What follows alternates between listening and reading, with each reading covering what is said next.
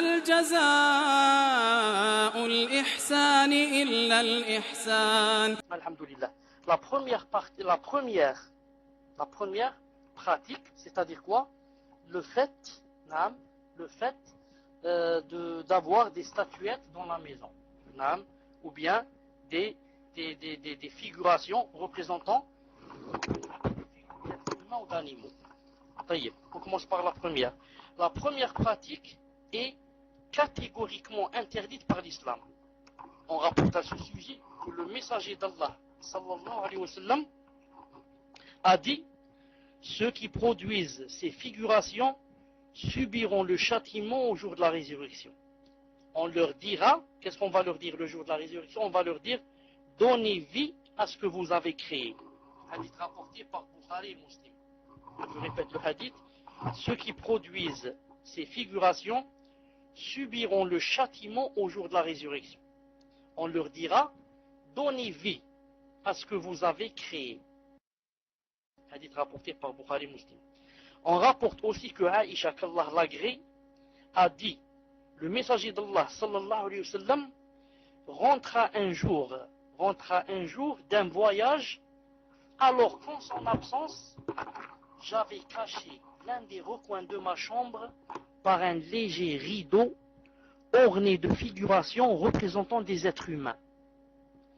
Dès que le messager d'Allah sallallahu alayhi wa sallam le constata, son visage changea de couleur.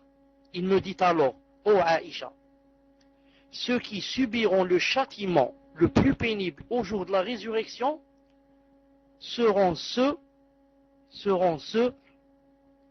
qui auront tenté d'imiter Allah Azza wa Jal dans sa création.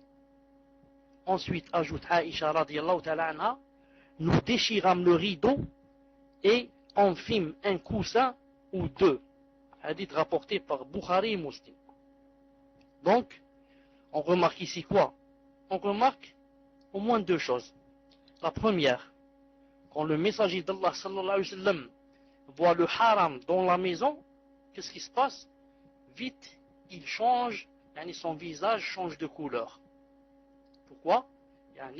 Si je puis dire, il n'aime pas voir la chose haram dans la maison. La chose haram dans sa maison, lui qui est messager d'Allah sallallahu alayhi wa sallam, lui qui dit aux gens: il ne faut pas faire cette chose, lui qui est un modèle, et voilà qu'il y a une chose illicite dans sa maison. Donc, le fait que la personne, quand elle voit l'illicite dans sa maison, elle change la couleur de visage, là, c'est une chose non seulement illicite, mais conforme à la sunna du messager d'Allah sallallahu alayhi wa sallam. On remarque une deuxième chose, c'est quoi?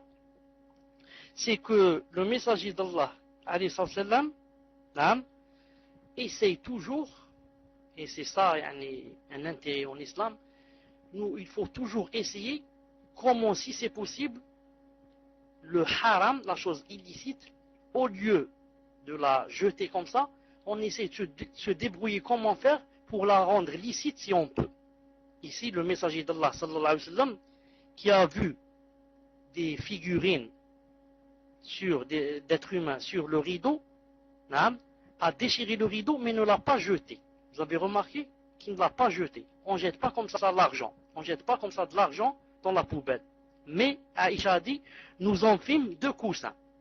Maintenant, le rideau, c'est haram s'il contient des figurines. Le coussin, c'est halal s'il contient des figurines. Certains ont dit: pourquoi? Ils ont dit parce que dans ce cas, il n'a plus d'importance. Quand on se met dessus, on s'assoit dessus, on dort dessus.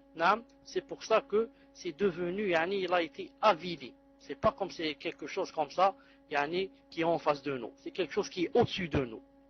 Et malgré cela, certains savants, comme Ibn Hajj al-Asqalani rahimahullah, a dit que l'avis, Inch'Allah ta'ala, le plus juste, c'est que quand ils ont déchiré le rideau, il a été déchiré de façon à ce que il n'est plus devenu figurine. C'est-à-dire que la tête a été coupée.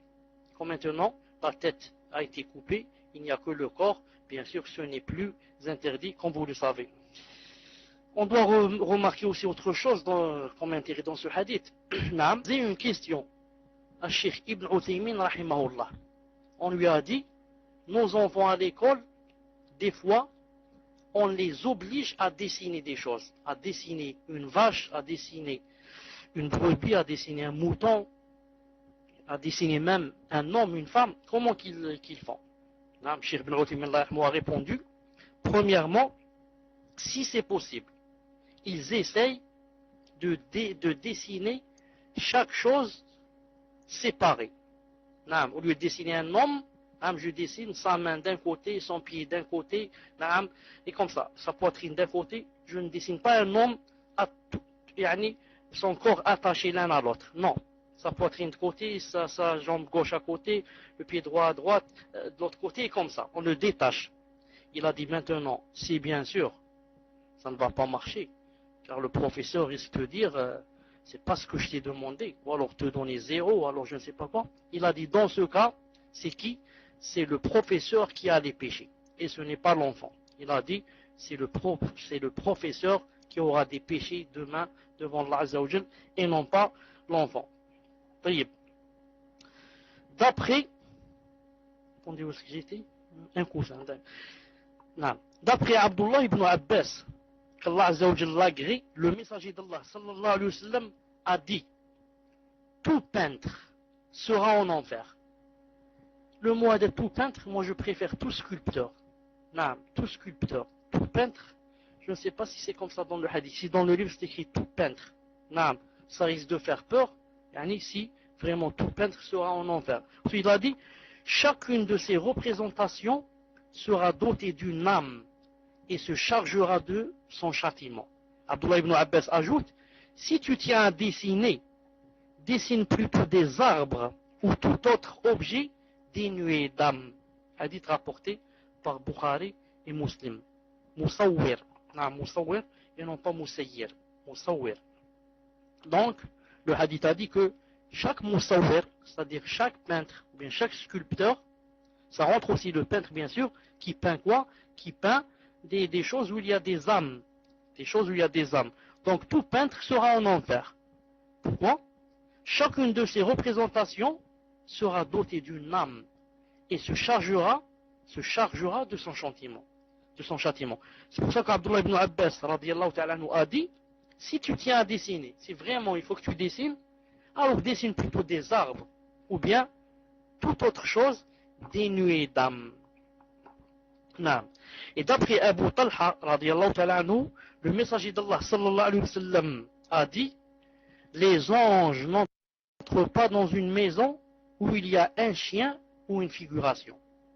Les anges n'entrent pas dans une maison où il y a un chien ou une figuration. Hadith rapporté par Bukhari et Muslim.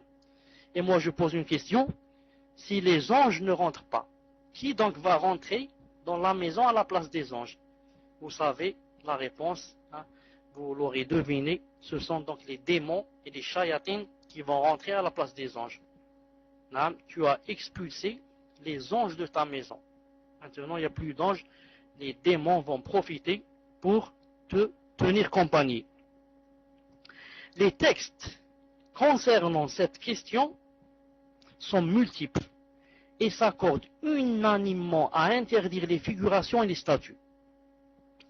Le temps a révélé le sens profond de cette interdiction, notamment à notre époque, où les hypocrites et les arrivistes encouragent les tyrans et les dictateurs à persister dans leur tyrannie, concrétisant ainsi un certain fétichisme à travers des statues de leurs vivants ou après leur mort, les représentant comme des divinités ou des semi-divinités. Ainsi, l'idolâtrie originale a été substituée par le culte de la personnalité.